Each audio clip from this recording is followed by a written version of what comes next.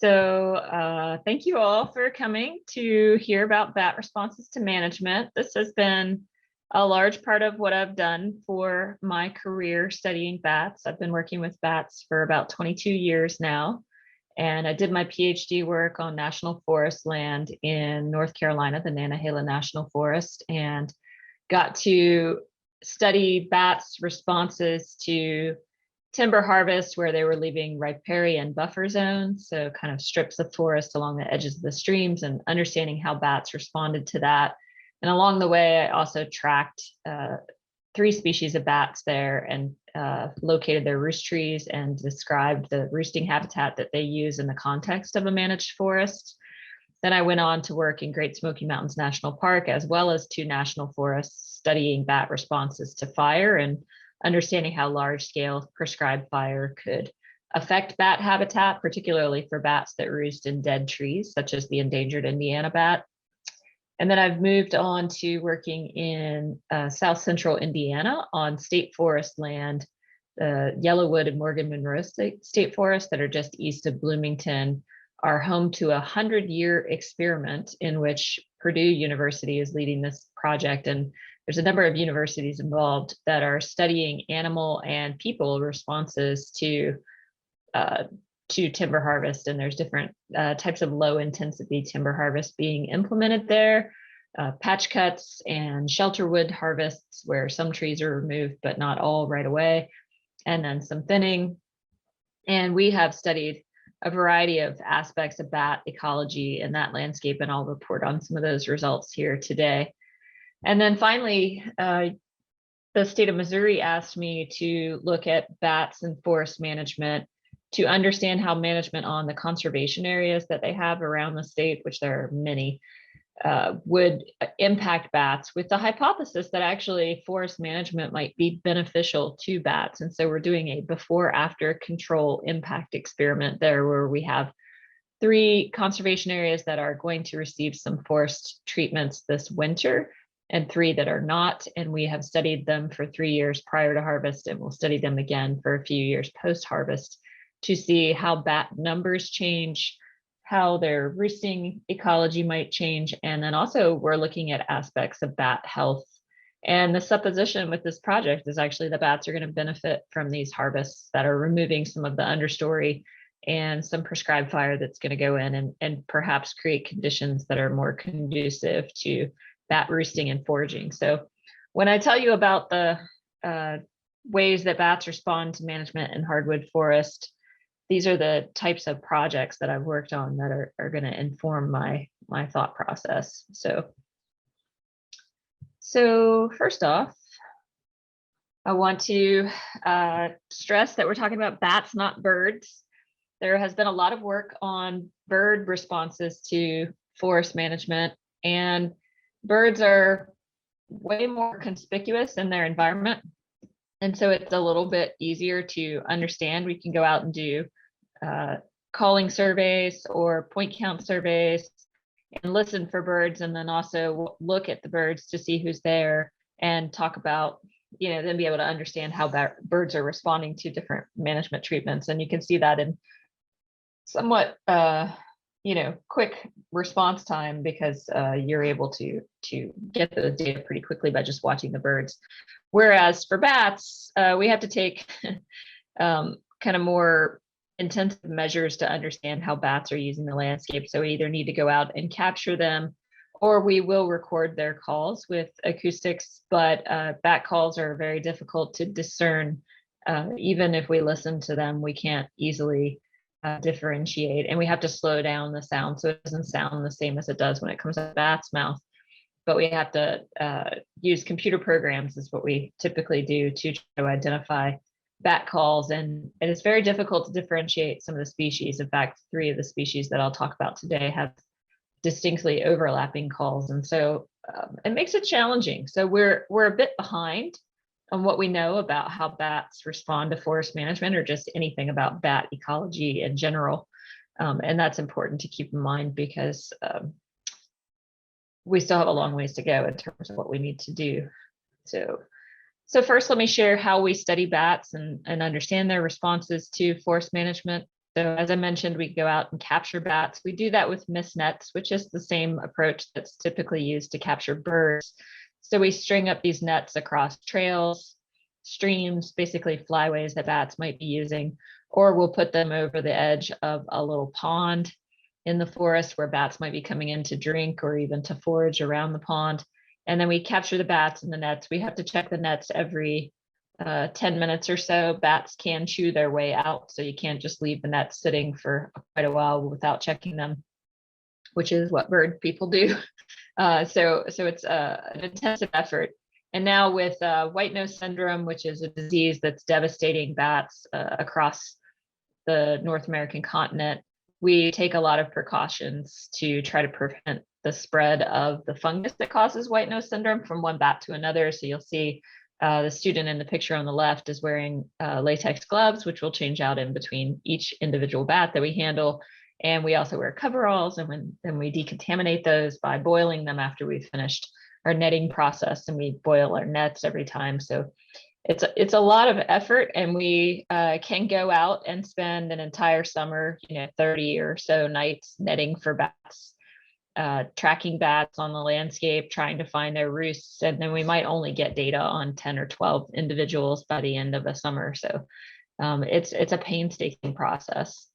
If we do capture a target species, we will put a radio tag on their back, which you can see with the little bat with the arrow pointed at the back. That's the radio tag. We glue it onto the back with surgical glue, which eventually the transmitter will fall off. If we're lucky, it'll fall off while it's after we've tracked the bat for several days and we've got some good information, but while it's still active, and then we can go and recover that little tag, because those are $200 a piece, and get it refurbished so we can use it again on another bat the next year.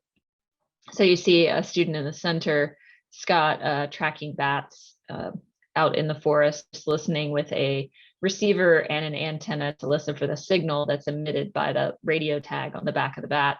And then that's how we locate their roost trees, which are typically dead or damaged trees in the woods. And I'll show you a lot more about that.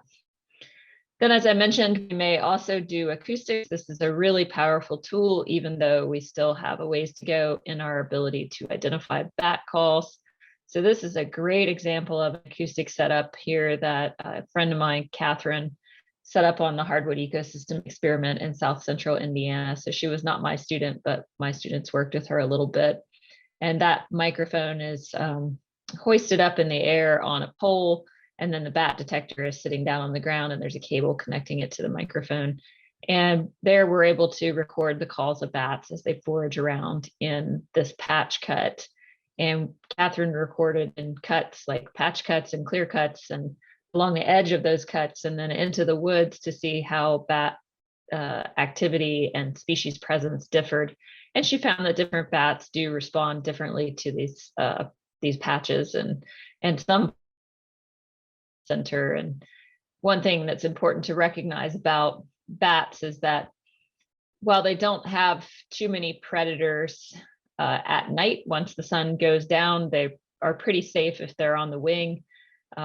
It still is risky for them. They think about that, I think, when they're trying to decide whether or not to go out into big open areas, and they weigh the risks, and usually will tend to hug the forest tree line rather than going out into the open. So there's also a cost benefit analysis in terms of the energy it takes to fly out there, because bats are not the most agile flyers in terms of speed compared to birds. So when we think about bats and forest management, there are 13 species of bats that routinely are documented in Illinois, but 4 really rise to the top as species of concern for forest management. And that's because of their various threatened or endangered or potential threatened or endangered status.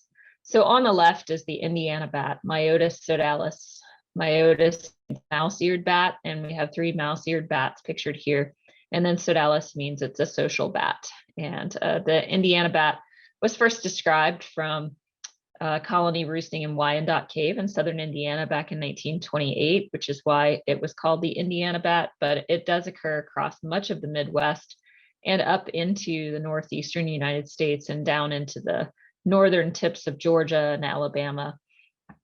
And this bat has been listed as federally endangered since the inception of the Endangered Species Act. So it was proposed for listing before the act was even signed into law in 1973.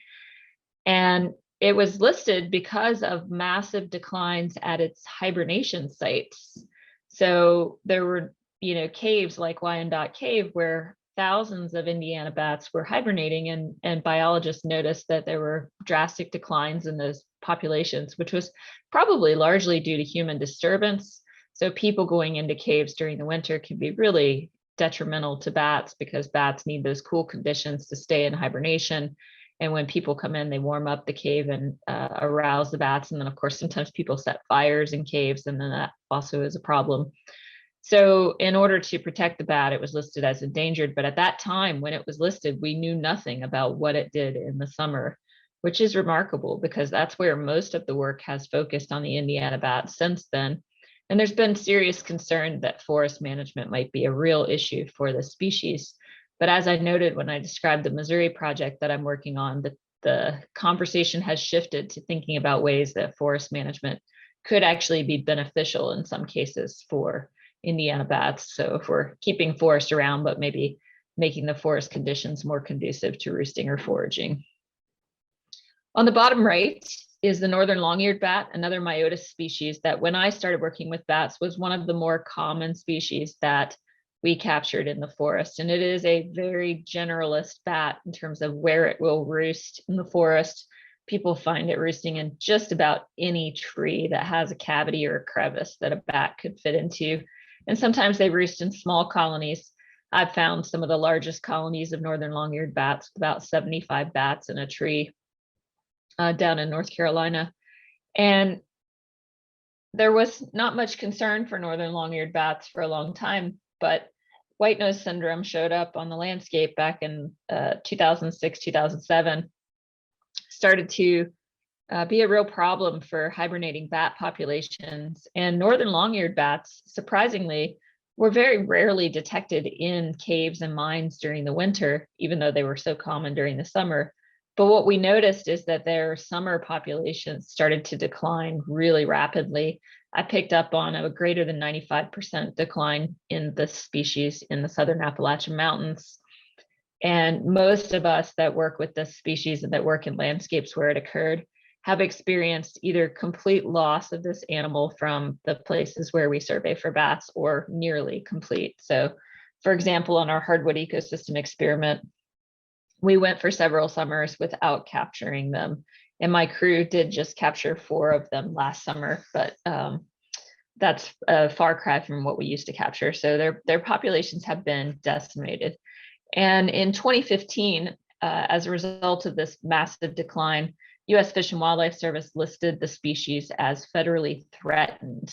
And even though the decline was really dramatic and lots of folks were saying, we're just not seeing this bat anymore, they didn't feel cause to list it as endangered because, for one thing, there was no definition of critical habitat for the species.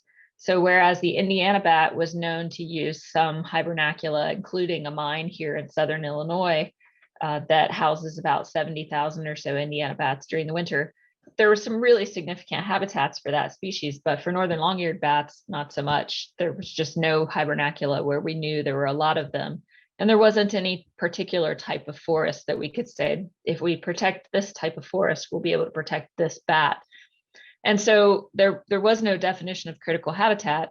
And also the cause of its decline was this disease that we have just very little control over. And so at the time, Fish and Wildlife Service decided to list the species as federally threatened. And there were some restrictions placed on forest management that state and national forests have to follow because of the Endangered Species Act and the National Environmental Policy Act. But the species was not completely protected or afforded the protections that would come under the endangered status. Well, now it has just continued to decline since 2015 to the point that this year, U.S. Fish and Wildlife Service proposed that by this fall, they will upgrade its status to federally endangered. So now we will have 2 federally endangered forest dwelling bats that occur in Illinois. The third bat is the little brown bat. again, this is a bat that was extremely common across much of North America. The little brown bat is actually found across the continent, except for in one small area in the Southwest. And it actually typically roosts in buildings, and I'll tell you a little bit more about that, but we know very little of its natural habits.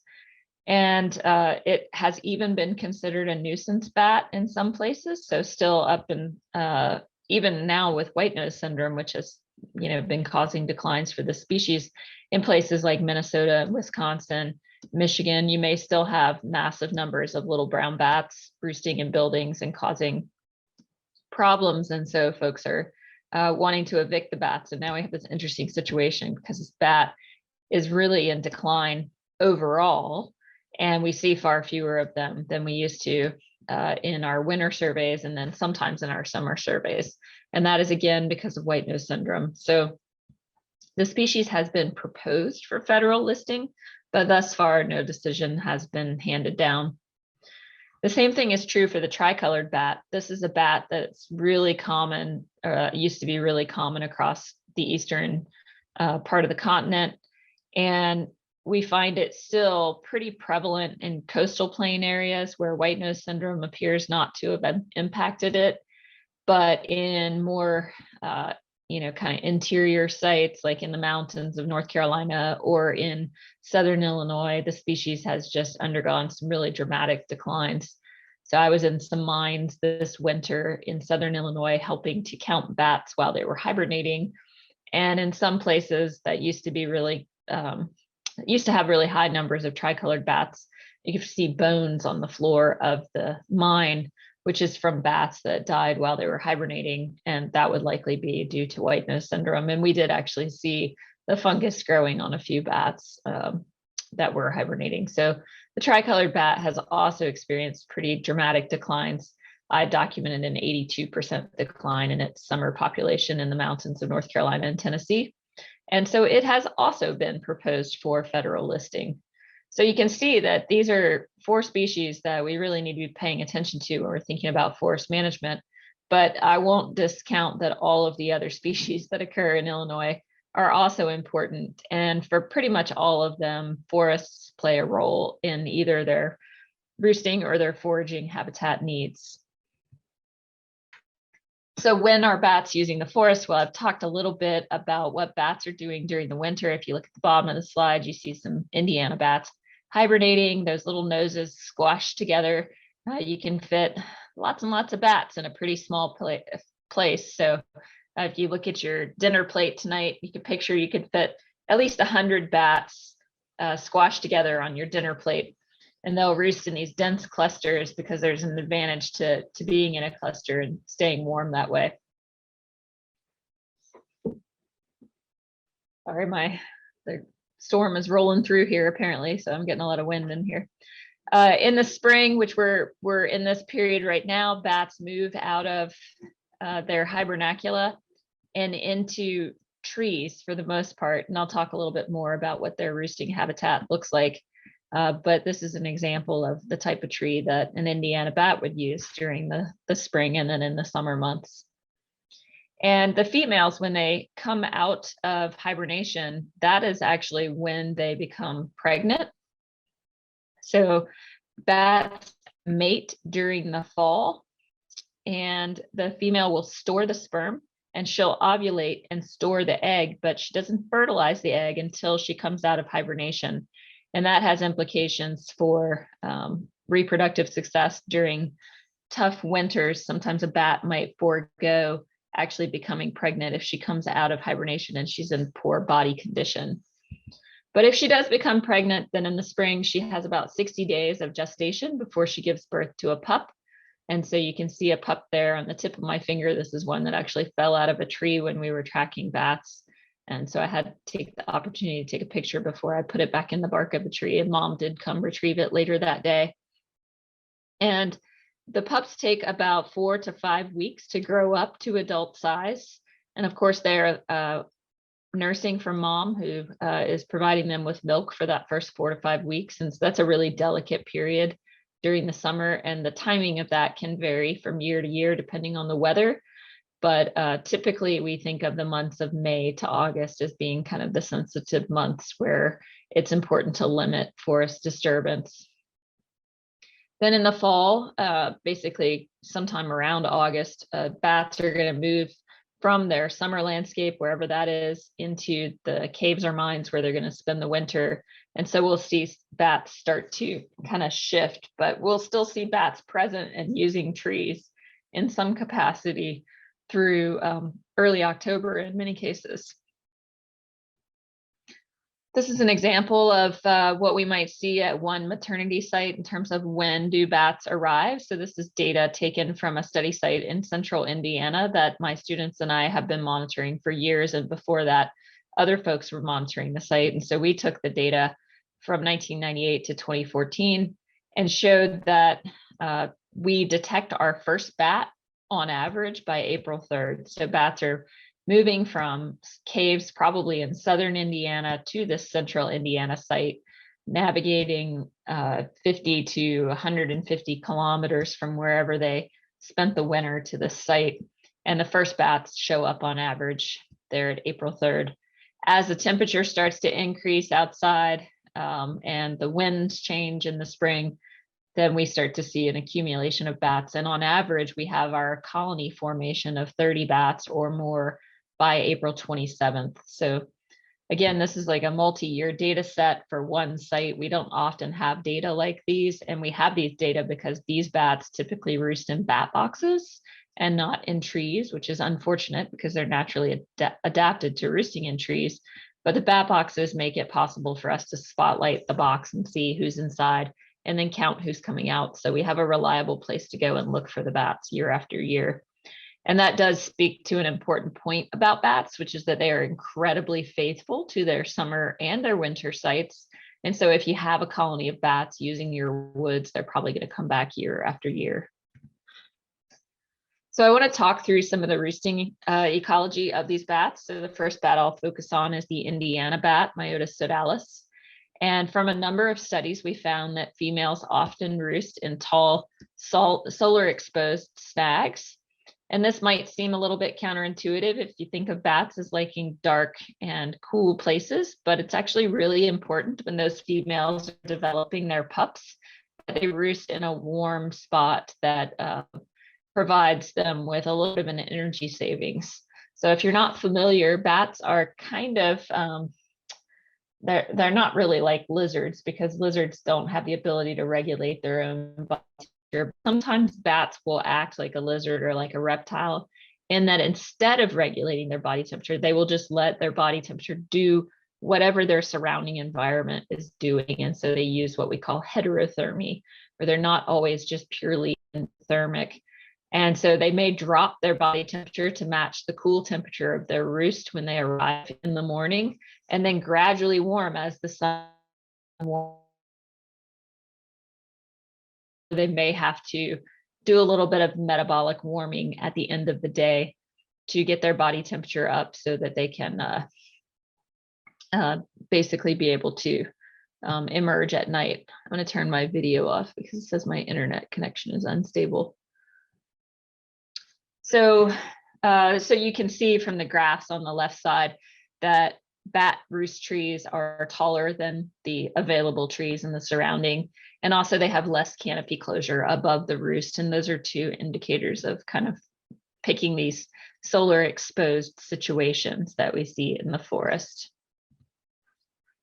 And when we look at bats, Indiana bat roosts in the context of forest management, we find that they often roost in these harvested areas. So this is data from the forests in south central Indiana. And you can see when we look at the roosts used by females that they're using clearings more than expected compared to the random points.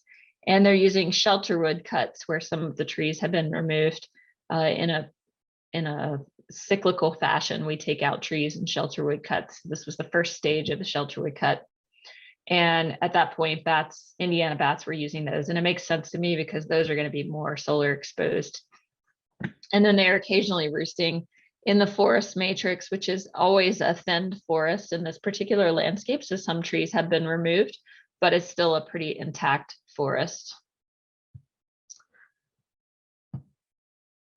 Now let's shift to the northern long-eared bat. So this is the bat that I told you is pretty much a forest generalist. And in this same landscape in South Central Indiana, a variety of master's students from Ball State University tracked these bats, and then my PhD student actually wrote up the paper on this. I had nothing to do with it, but I'm stealing his graph to show you what kind of trees they used in this landscape. And they roost in both a mixture of live trees and dead trees. And you can see that they lean heavily on sassafras and oak trees, quercus, and then acer, which is maple, and then a fair bit of use of hickories as well. And in those cases, the bats are going to be roosting typically in cavities. So sassafras in particular makes some really nice cavities. And then oak trees often have and I've seen this with maples too, they'll have a broken branch. And this can be a pretty important site for the bats to roost in.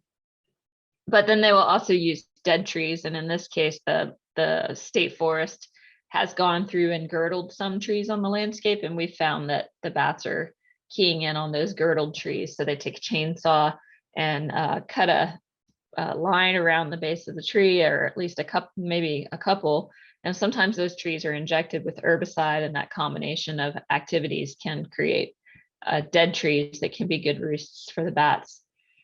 But they're not too particular. And in general, these bats are going to be keying in more on the forest structure than they are on any particular type of tree.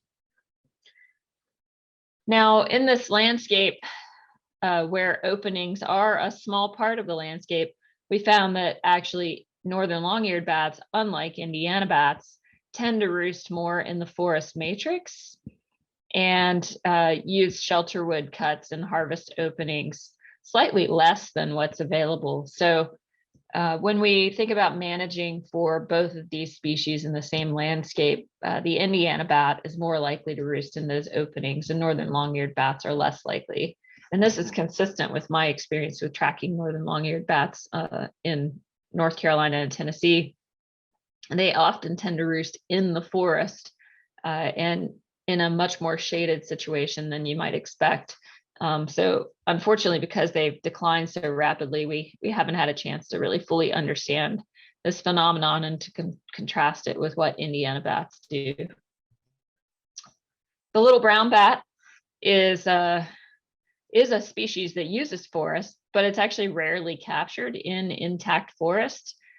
Where we're most likely to capture little brown bats is along streams running through forest. So here in southern Illinois, not too far from me, is a site called Oakwood Bottoms. And there's a heavily flooded area of woods with some big dead trees standing in the flood zone. And little brown bats will sometimes roost in those trees and then also forage along the waterways there.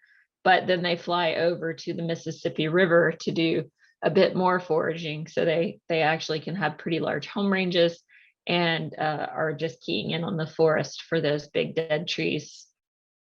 We do know that little brown bats regularly use buildings, and they will also use bridges. So as I mentioned, they can be somewhat of a nuisance in buildings, but an ideal structure might look something like this barn that this bat is dreaming of, which would be a roost that would offer a lot of different microclimates. So bats can move up near the peak if they want to be particularly warm, or they can move down the wall if they want to get a little bit cooler, and of course could have space for a large number of individuals. So interestingly, little browns are often detected in rather large groups. I think this is kind of odd because the very limited literature we have on where they naturally roost shows them roosting in very small groups of only, say, 30 or 40 bats. But in a building such as that one in the picture, you could have hundreds of little brown bats. And there's actually a bat box in a park in Wyoming that has 10,000 little brown bats in it, which is just crazy to me. And I'm not sure why they will group up like that. But there is an advantage in terms of warmth, but it does lend itself to, potential for disease transfer and parasites. So lastly, the tricolored bat. This is the little red bat that I showed you in the corner of the screen when we looked at those 4 species. And tricolored bats are actually a foliage dweller. So they have a completely different ideal for a good roost. And this is an example of something that they might use as a hickory tree that they would get up in the canopy and roost in the foliage. They'll also roost in maples, birch, oaks. I found them using a lot of oaks. In Arkansas, a colleague of mine had tricolored bats roosting in the hardwood mid-story of a mixed pine woods. I have detected tricolored bats roosting in a pine tree, but they were roosting in an oak leaf cluster that fell into the pine tree. So they like those leaves that change colors and that they can kind of mimic a dead leaf when they're hanging in the tree. So I want to test your knowledge of bat roosting ecology. So I gave you this link, Chris, if you can put it in the chat, and I'll go take a look at this Jamboard and see if folks are joining.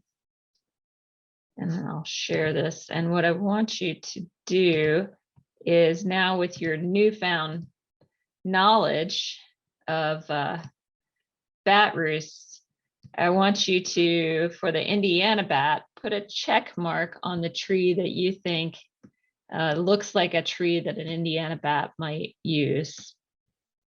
So if you want to get a pen, you can go over to the left side and you'll see the pen icon, and then you can pick your pen and you can just put a little, check mark on the screen. Wait, I put a black check mark on the screen. That's not very helpful. So you can put a little check mark, or you can put an X. So mark the tree that you think looks most like what an Indiana bat would use. And it's totally anonymous. So if you guess wrong, that's okay. So remember, we're looking for solar exposure. I've got one X. Is anybody else able to grab an X? Joey, mine's saying view only. I'm not able to do it. Okay, let me make it so that anybody can edit. It used to be like that. I guess I changed it. Okay, now you should be able to make an X. I guess that means I made the X on the left tree, large basal cavity.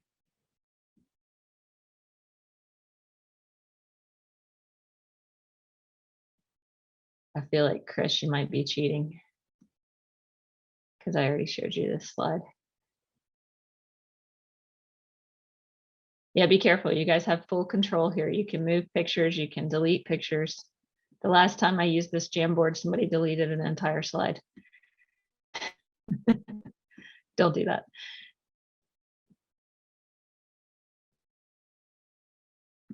Okay, so in the interest of time, I'll give you the answer. The two trees that are actually Indiana bat roosts on this slide are the dead white pine with sloughing bark and the dead tulip poplar, which is a tree that we found here in Southern Illinois a few years ago. So good job. Let's try the next slide. So if you scoot over to slide 2 at the top, you'll see most likely maternity roosts for northern long-eared bats.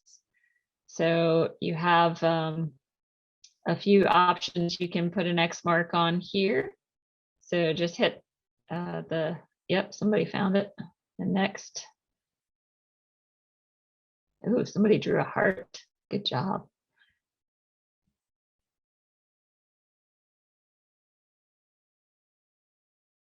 Somebody, for some reason, no one's picking the cedar tree. That's good. You are all correct about not picking the cedar tree. And the most likely roost is that sub-canopy loose bark snag. Actually, the high exposure pine snag is an Indiana bat roost in the Southern Appalachians, and it wouldn't be an optimal roost for a northern long-eared bat based on the evidence that I presented to you. However, the small snag with crevices in a harvest patch is actually a northern long-eared bat roost as well. So they, yep, that one. So they can surprise you. All right, let's go to the next slide. So the next slide is most likely roost for little brown bats. And so pop your X's on there. I'm curious to see what you think.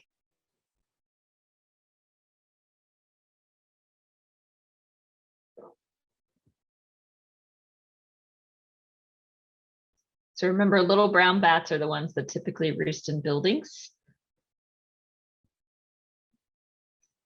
And I would have thought the live tree with the huge basal cavity was the best option. For years, that's what I thought. When I finally went and delved into the literature to see what limited information we had on little brown bat natural roost, it turns out that they all look like the woodpecker cavity in the live tree and small numbers of bats. But all the work has been done up in Canada for the most part, basically the Northwest. And so we have very little information on natural roosts for this species, and it's something that's a priority because they are declining. So, ooh, somebody drew a bat. Good job. Okay, next slide. Last one. Most likely maternity roost for tricolored bats, Myotis subflavus.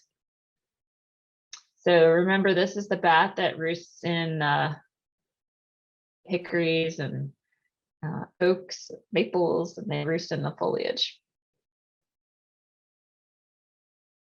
Yes, good. You have it. And actually, the foliage of the live white pine, that is a tree that was used by a tricolored bat that I tracked in North Carolina. So good job. But the foliage of the live oak species is the one that makes the most sense. So, all right, so let's go back to the slideshow. And does that look okay, Chris? Yep. Yeah, looks good. Okay. And I want to tell you just briefly about strategies to protect or create roosts, and then I'm going to briefly tell you about their foraging ecology because I talked too long already. So, some things you could do to protect or create roosts for bats is leave snags in or on the edge of openings. By snags, I mean dead trees.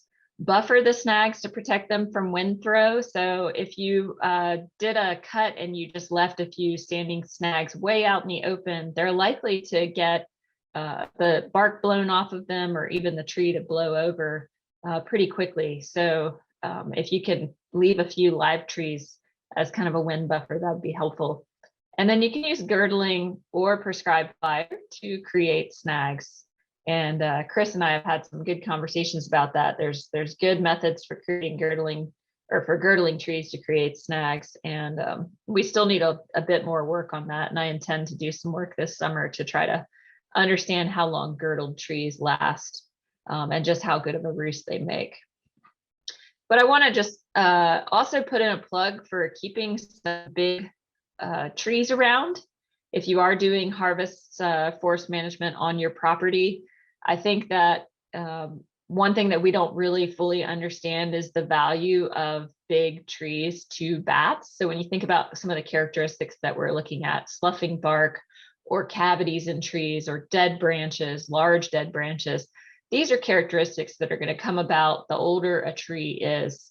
And a lot of our forest here in the eastern US was cut over, like pretty much all of it was cut over, and we don't have trees that have reached their full potential sitting around in many places. So Chris and I were talking about champion trees right before I started talking today. And, you know, when we think about those champion trees and you think about your woods, you know, do you have large trees, really large trees? Those large trees can have tremendous value, not just for bats, but for other wildlife too. And they even can be really important in your woods for the other trees. So there's been some research to show that the large trees can be hubs at the center of a social network of trees, and that there's some nutrient sharing amongst trees. And those big trees can really be valuable in that capacity. So I just want to put in a plug for keeping some big trees around, thinking about the value of big trees when you're doing forest management, because I think in many cases we're not letting all of our or some of our trees reach their full potential, and I think we really should, which could mean leaving a tree around for hundreds of years. So I'll talk very briefly here about foraging ecology and how your forest management practices can impact bats that are out hunting for insects at night. All of our bats here in Illinois are insectivorous, and that's true for most bats around the world. So we'll just focus our thoughts on that practice. So forest dwelling bats have really diverse diets. From a study my student Tim did in South Central Indiana, we found that Indiana bats and northern long-eared bats are eating 400 to 500 different types of insects collectively as a colony. But one individual bat could have 30 different insect species in its guano from one night. So just a couple guano pellets. And that's pretty remarkable. So they're not super specific about what they eat. They seem to be selecting based on Tim's work more on size than on prey type. But these are the top 5 insects taken by these 2 species, which is crane flies, mosquitoes, midge flies, small moths, Microlepidoptera, and leaf hoppers.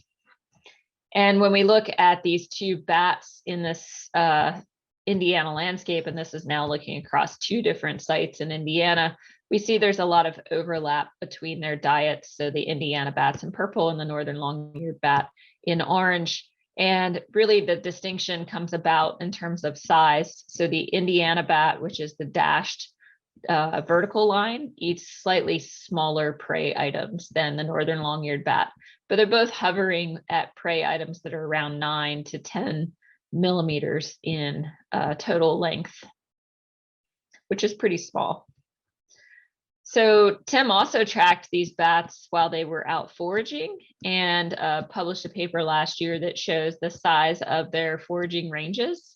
And you can see the northern long-eared bat foraging range at the top, and then at the same scale, we have an Indiana bat foraging range. And they actually use about twice the amount of space for foraging as the northern long-eared bat, and their roosts, which are the little green trees, are contained within some of their foraging range, but not all of it, whereas northern long-eared bats tend to center their foraging around their trees. And so that means that if you had a good roost tree, that you might want to really think carefully about the type of forest that you maintain around that roost tree to maintain sufficient foraging habitat for the northern long-eared bat, whereas the Indiana bat might go onto your neighbor's property or even your neighbor's property to forage.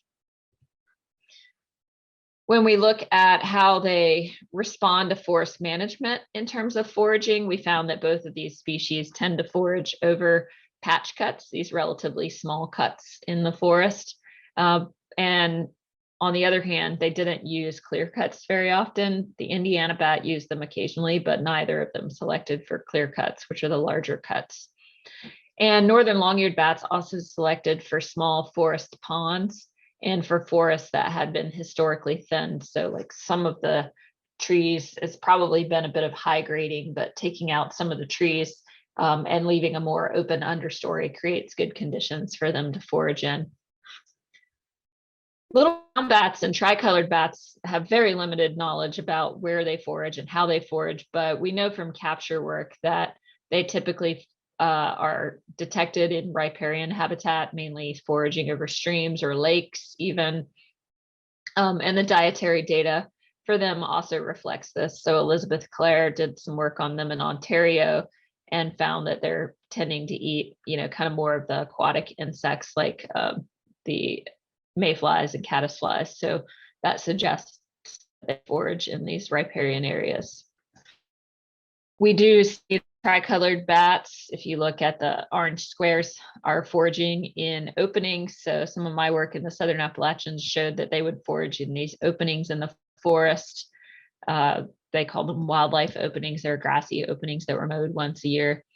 And in the hardwood ecosystem experiment, Catherine Caldwell, using those big acoustic detectors that I showed you, detected them foraging near the center of harvest areas and on the edges of harvest areas, more so than in the forest interior.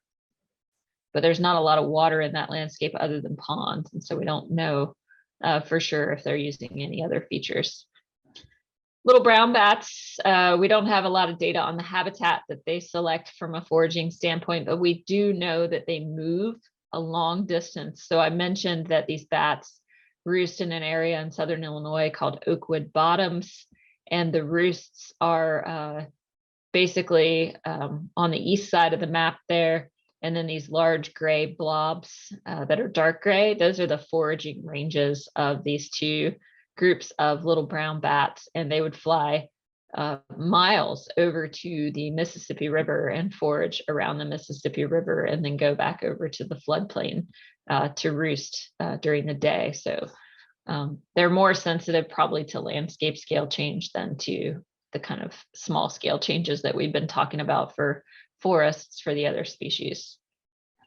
So some strategies you could use to maintain foraging habitat for these bats would be to create small openings in the forest, including putting in upland ponds, ephemeral ponds, which could be very valuable for salamanders and frogs as well. And then thinning some dense stands to create a little bit more open space.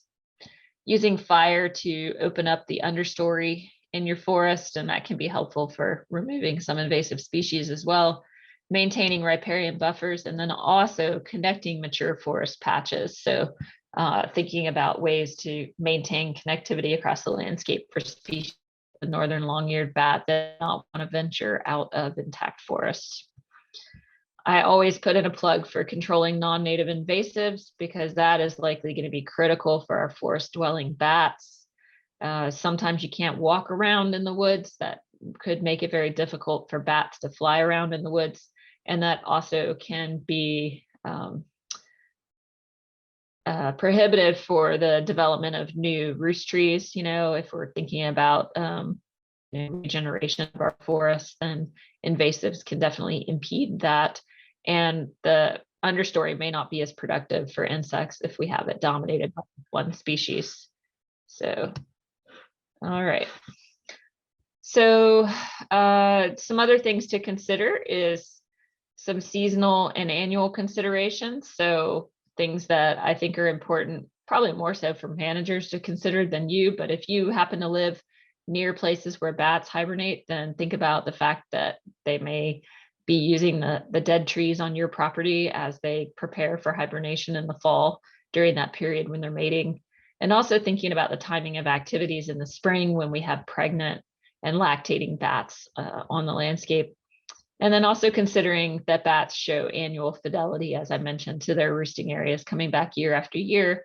And it might surprise you to learn that these species, especially the Myotis species, can probably live upwards of 20 to 30 years. We've definitely detected that for little brown bats. The record is 32 years. So with regards to forest disturbance, I think bats definitely tolerate things that we do in forests if we're maintaining a forest landscape, but changing it in some way, and some might even rely upon those openings. And I think it's important to consider the landscape context and what's happening in the larger landscape. You're thinking about what to do on your landscape. And of course, these bats are at risk from not only white nose syndrome, but also climate change. And that can change the dynamics of their ecology in forests, because some of them now, with these massive population declines, may be roosting in much smaller groups than they used to. And so their habitat needs might have changed. So with that, I would like to thank all the folks who funded the work that I've presented to you today, and I will take any questions that you might have.